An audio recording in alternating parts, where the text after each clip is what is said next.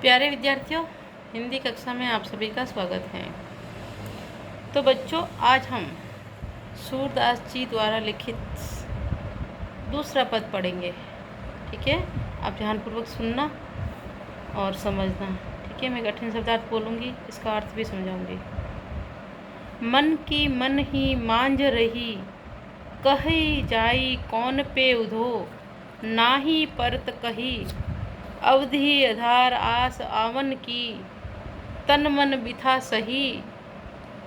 अब इन जोग संदेश नहीं सुनी सुनी, बिरहिन बिरह दही, चाहती होती गुहारी जिथई ते, उतते धार बही। सूरदास अब धीर धरई क्यों, मर्यादा न लही। एक बार वापिस। मन की मन ही मांझ रही, मन की मन ही मांझ रही, कहिए जाई कौन पे उदो, कहिए जाई कौन पे उदो, नाही परत कही, नाही परत कही, अवधि आधार आस आवन की, अवधि आधार आस आवन की, तन मन बिथा सही, तन मन बिथा सही। अब इन जोग संदेश नहीं सुनी सुनी, अब इन जोग संदेश नहीं सुनी सुनी, बिरहिनी बिरह दही, चाहती हुती गुहारी जिथई थे, उतते धार बही। सूरदास अब धीर धरई क्यों, मर्यादा न लही। तो ये तो है अपना दूसरा पद। ठीक है, अब मैं कठिन शब्दार्थ बोल रही हूँ, आप ध्यान देना और समझना, अपनी अभ्यास पुस्तिका में भी लिखना। मांझ, मांझ का अर्थ है मैं या अंदर। मांझ का अर्थ क्या है? मैं या अंदर। अवधि, अवधि का अर्थ क्या है? समय। आधार, आधार का अर्थ क्या है? आधार।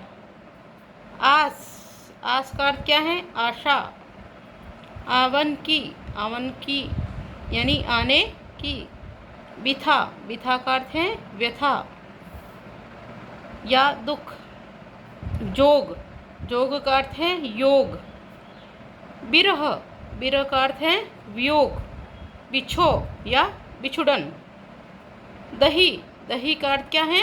जली। हुती, हुती का अर्थ है थी।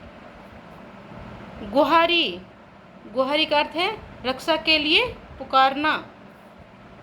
जित ही ते, जित ही ते, जित ही ते का अर्थ है जहाँ से, जहाँ से।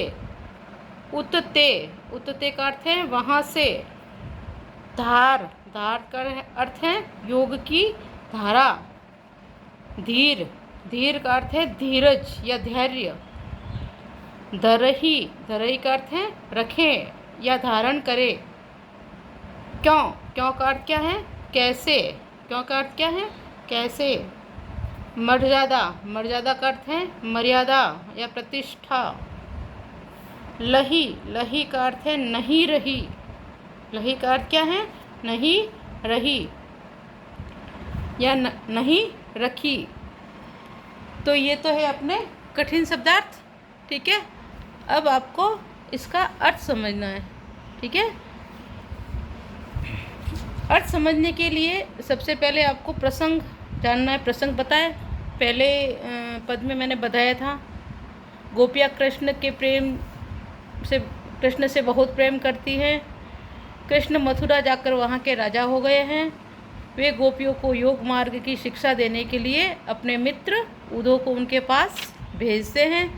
कृष्ण का ये संदेश सुनकर गोपियों का प्रेम आहत हो उठता है। वे तड़प कर उद्धव और कृष्ण पर व्यंग करने लगती हैं। इस पद में उद्धव की शुष्कता और निरस्ता पर व्यंग है। ठीक है, तो प्रसंग में आप क्या लिखोगे? प्रस्तुत पद्यांश सूरदास द्वारा लिखित सूरसागर से लिया गया है। और सूरसागर में कौन से? भ्रमर गीत से। ठीक है ना। और इसमें क्या बात बताई है? गोपियाँ व्यंग करती हैं किस पे? कृष्ण भगवान पे, क्योंकि वो वहाँ जाकर गोपियों को भूल जाते हैं। तो उद्धव के माध्यम से व्यंग करती है। ठीक है, अब मैं आपको ये बता रही हूँ इसकी व्याख्या आपको कैसे करनी है, यानी इसका अर्थ आपको कैसे लिखना है। मन की मन ही मांझ रही। अब इसमें क्या लिखना है। विरह व्यथित गोपिया कृष्ण के मित्र उद्धव को उलाहना देती हुई कहती है, हे उद्धव, हमारे मन की प्रेम भावना मन में ही रह गई, मन की मन ही मांझ रही। तो इसमें विरह व्यतीत गोपिया कृष्ण के मित्र में कृष्ण के मित्र उद्धव को उलाहना देती है। कृष्ण का मित्र जो उद्धव है ना, उनको उलाहना देती हुई कहती है कि हे उद्धव, हमारे मन की प्रेम भावना मन में ही रह गई। कहिए जाई कौन पे उदो नाई परत कही। कहिए जाई कौन पे उदो नाई परत कही। हमें कृष्ण से प्रेम नहीं मिला। वो क्या कहती है, हमें कृष्ण से प्रेम नहीं मिला, न ही उसके अभाव में हम अपनी भावना व्यक्त कर सकी। उनसे न तो प्रेम मिला और न ही उनके अभाव में हम अपनी भावना व्यक्त कर सकी। अब तुम ही बताओ, हम अपनी ये व्यथा किसे जाकर कहे। वो कहती है कि अब तुम ही बताओ कि हम अपनी व्यथा किसे जाकर कहे। किसे कहती है, उद्धव को। कौन कहती है, गोपियाँ। ठीक है, अवधि आधार आस आवन की तन मन बिथा सही। आगे कहती है वो, प्रेम की पीड़ा को कहा भी तो नहीं जा सकता। हम अब तक कृष्ण के आने के अवधि को अपने प्राणों का आधार बनाए हुए थी। क्या कहती है कि प्रेम की पीड़ा को कहा भी तो नहीं जा सकता। हम अब तक कृष्ण के आने की अवधि को अपने प्राणों का आधार बनाए हुए थी, यानी हम उनकी राह देख रही थी कि कितने जल्दी कृष्ण भगवान आए और हमको मिले। यानी हमने अपने प्राणों का आधार बनाया था कि कृष्ण भगवान आएंगे और हमसे मिलेंगे। इसी आशा से हम तन और मन की व्यथा सह रही थी। और वो क्या कहती है कि इसी आशा से हम तन और मन की व्यथा सह रही थी, परंतु अब तुम्हारे द्वारा दिए गए इस योग संदेश को सुन हमारी विरह व्यथा और अधिक भड़क उठी है। यानी हम तो कृष्ण भगवान की मिलने की आश में बैठी थी कि कृष्ण भगवान आएंगे और हमसे मिलेंगे, लेकिन वो तो आए नहीं और आपको भेज दिया, और अब आप यहाँ आकर हमको योग का संदेश दे रहे हो, तो इसलिए हमारी जो विरह व्यथा है वो ज़्यादा भड़क रही है। अब इन योग संदेशनी सुनी सुनी बिरहनी बिरह दही। वो क्या कहती है कि आप ये जो योग का संदेश दे रहे हो, तो उससे तो हमारी जो विरह वेदना है वो और भी मतलब जागृत हो रही है, हम दुखी हो रही है। इस विरह की ज्वाला में जली जा रही है, कि इस विरह की ज्वाला में हम चली जा रही है, यानी हम दुखी हो रही है। हम कृष्ण भगवान से संयोग चाहते थे, वियोग नहीं चाहते थे। हमारा दुर्भाग्य देखो, हम जिससे अपनी रक्षा के लिए सहारा चाह रही थी, उधर से ही योग साधना की धारा बही चली आ रही है। क्या कह रही है वो, चाहती होती गुहारी जीते ही थे, चाहती होती गुहारी जीते ही थे, उतते धार बही। यानी जिससे हम सहारा चाह रही थी, यानी हम सोच रही थी कि वो हमारी सहायता करेंगे, लेकिन वो तो आए नहीं। और उतते धार बही, हम जिधर से अपनी रक्षा के लिए सहारा चाह रही थी, उधर से ही योग साधना की धारा बही चली आ रही है। उतते धार बही, यानी कौन सी धारा, योग साधना की धारा बही चली आ रही है। यानी हम तो उनके मिलने की आस में बैठी थी, लेकिन उन्होंने तो हमारे लिए योग का संदेश भेज दिया। चाहती उती गुहारी जितते उतते धार बही, सूरदास अब धीर धरई क्यों मर्यादा लही।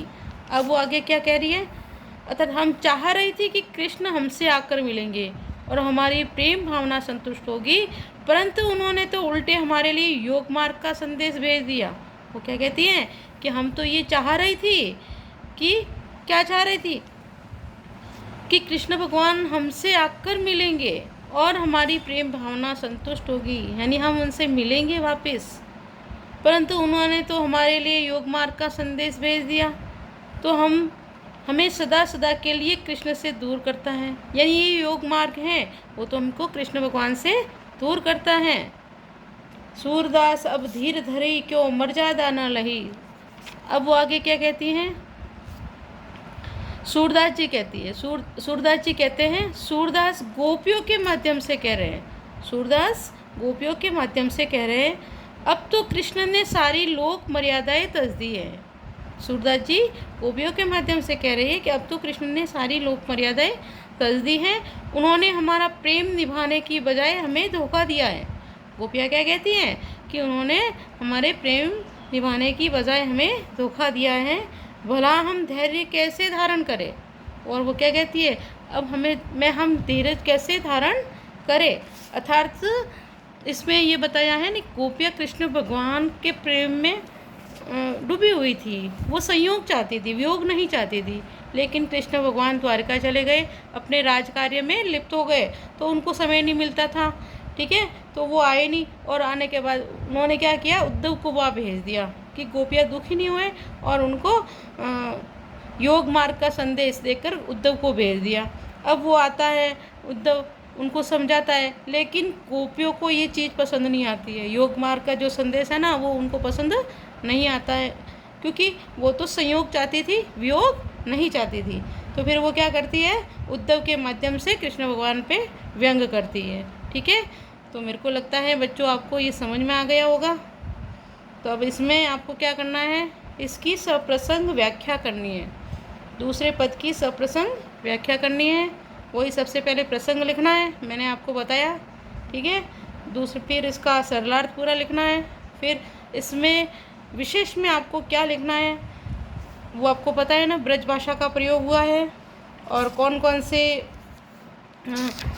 अलंकार है वो आपको लिखना है, ठीक है। जैसे मैंने पहले बताया था ना पहले पद में, तो उसी प्रकार से समझ के अब आपको खुद को ही लिखना है, ठीक है। धन्यवाद।